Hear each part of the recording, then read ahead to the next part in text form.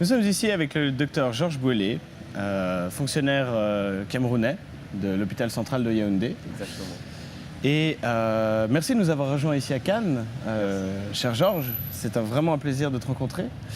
Est-ce que tu peux nous présenter un peu ce que fait l'association dont tu es le président, Ascovim? Ascovim, c'est l'association des compétences pour une vie meilleure. Et c'est une association qui est comme une plateforme qui offre l'opportunité à à tous les professionnels du monde de venir apporter aux populations pauvres et nécessiteuses des villages du Cameroun et d'Afrique, à ces populations donc des connaissances afin que cette population puisse s'épanouir. Donc je suis médecin et moi je vais dans ces villages-là pour apporter mes compétences de médecin et aussi permettre aux enfants des villages de pouvoir être meilleurs que moi demain. Donc c'est une action multiple qui n'est pas seulement médicale, mais qui est aussi formatrice, qui est aussi systémique. C'est-à-dire que tu veux agir sur un ensemble en fait. Exactement. Ce que nous avons fait, c'est que nous avons commencé par l'assistance en apportant des soins de santé gratuits à ces populations des villages enclavés. Et après, on s'est dit, si nous réussissons à faire cette assistance, c'est parce que nous sommes formés. Donc, on va aussi apporter l'éducation afin qu'ils puissent jaillir des personnes aux performances multiples et diversifiées pour une Afrique meilleure. Ok. Tu as dit une fois, tout le monde est utile. Tout le monde est utile et si je comprends bien, non seulement les médecins et tous les bénévoles de l'association sont utiles, mais en fait, les villages qui reçoivent cette assistance sont aussi utiles pour les gens que tu formes. Oui. Si je comprends bien. Oui, tout le monde est utile et les villages aussi sont utiles. Je vais parler d'une situation, il y a quelques années, une enseignante d'anglais en France m'a dit « J'adore ce que vous faites, je ne sais pas comment je peux me rendre utile ». Je lui ai dit « Alors viens avec moi un week-end et on va dans le village ». Et elle m'a dit « Mais qu'est-ce que je vais faire dans le village ?» Je lui ai dit « Viens, je te réserve une grosse surprise ». Et quand elle est arrivée, pendant que je faisais ma campagne de santé, avant de commencer, j'ai réuni tous les enfants du village et on leur a offert des sucreries. Et tous les enfants étaient contents. Après, on les a déparasités tous. Et j'ai dit à l'enseignante d'anglais, alors ces enfants, ce sont des francophones, apprends-leur à parler un peu d'anglais. Elle m'a dit, en un week-end, je lui ai dit, ouais, déjà l'alphabet. Ouais. Et ils ont commencé le vendredi soir. Et dimanche, quand je suis parti voir le travail, ils étaient déjà my mother, my father. C'est ça, Ascovim. Eh ben... Ascovim, c'est apporter un peu de sa compétence et de la mettre au profit de ceux qui n'ont pas les moyens. Je suis sûr que parmi ces enfants, il y a un ou deux qui seront très intéressés par cet anglais et qui pourront mieux le pratiquer demain. Voilà. Et donc, à leur tour, se rendre utile pour leur communauté. Absolument. Absolument. C'est extraordinaire. Qu'est-ce que tu as envie de nous dire en fait sur comment fonctionnent les campagnes? Parce que là, tu reviens d'une campagne, tu as passé 12 heures en voiture du fin fond du Cameroun pour prendre l'avion et nous rejoindre à Cannes. Et après, dans très peu de temps, tu vas repartir en campagne. Tu es en deux campagnes en fait. À quoi ressemble une campagne pour Ascovim? Vous êtes en train de me demander de parler du plaisir. Je vais parler du plaisir. Alors, je suis fonctionnaire camerounais, je suis chirurgien à l'hôpital central de Yaoundé, où je travaille de lundi à vendredi. Et puis, vendredi après-midi, je prends une équipe de spécialistes volontaires, qu'ils soient camerounais ou étrangers. On forme une seule équipe qui va dans un village. Et quand on arrive dans le village vendredi dans la nuit, on s'installe. Et samedi matin, on reçoit la population qui vient de 70 km à la ronde et à pied. Parfois, la route n'est pas très jolie, mais la joie de transmettre nous permet d'arriver. Et quand on arrive dans ce village, on commence des consultations médicales qui ne se passent pas toujours dans un cadre hospitalier. Je peux prendre une école, je peux choisir l'air libre, je peux faire n'importe quoi, mais améliorer l'endroit pour pouvoir y apporter des soins.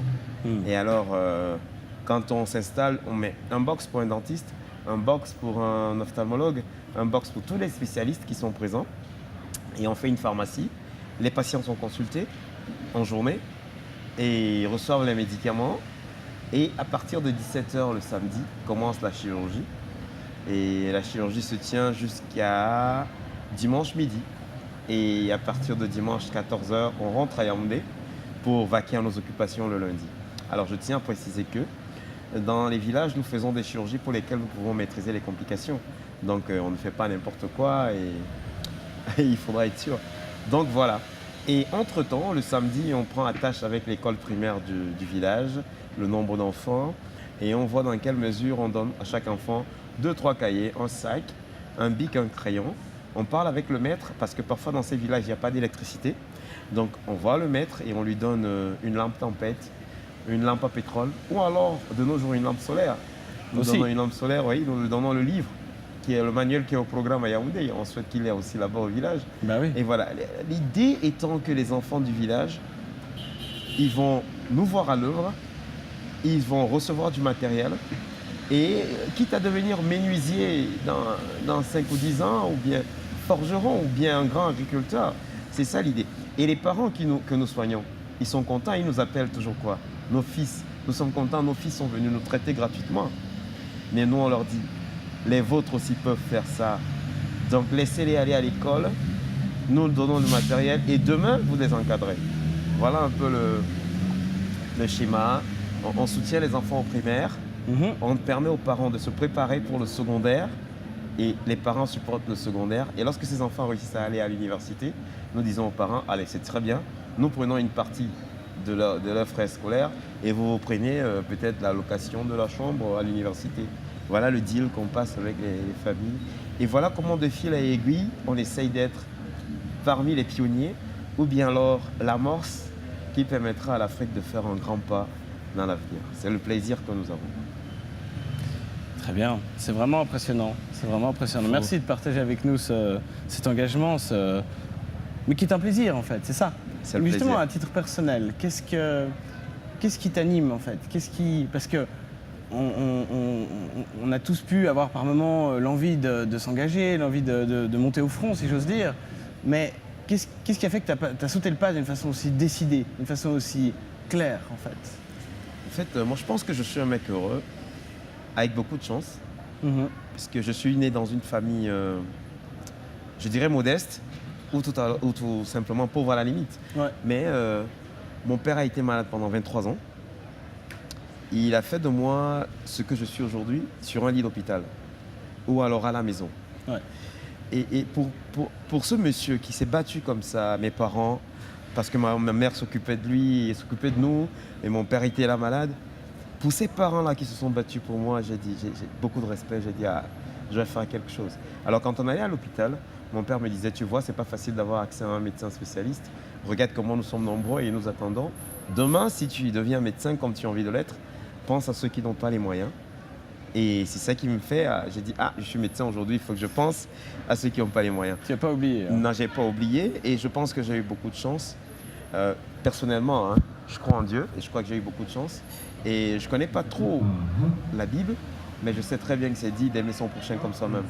Et le meilleur moyen que moi j'ai pour le manifester, c'est de faire ces œuvres humanitaires-là. Ouais. Et puis le troisième, si on peut dire la troisième chose qui sous-tend ma motivation, c'est que j'adore voir les gens sourire.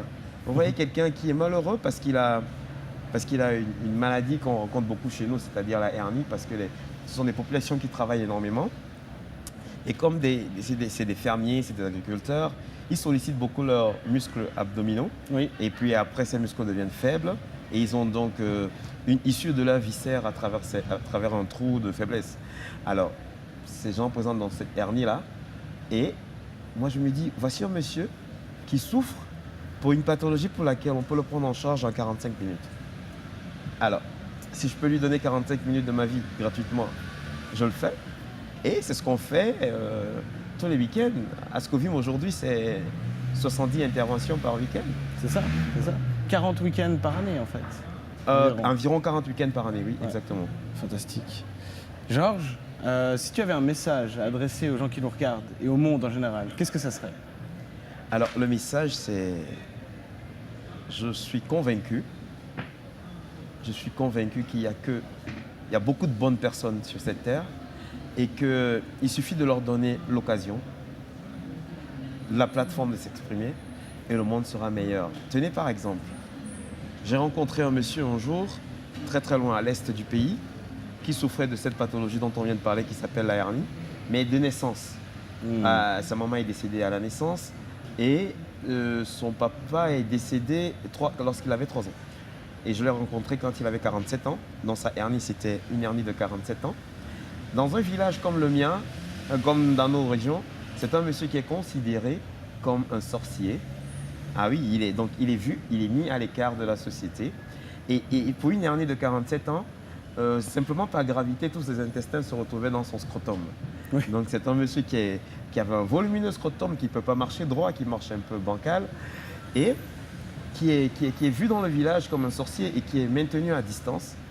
Et j'ai vu ce monsieur et je me suis dit, 1 ou 2 heures d'intervention chirurgicale gratuite, ça va aider ce monsieur. Et tenez-vous tranquille, lorsque je l'opérais, il a commencé à parler.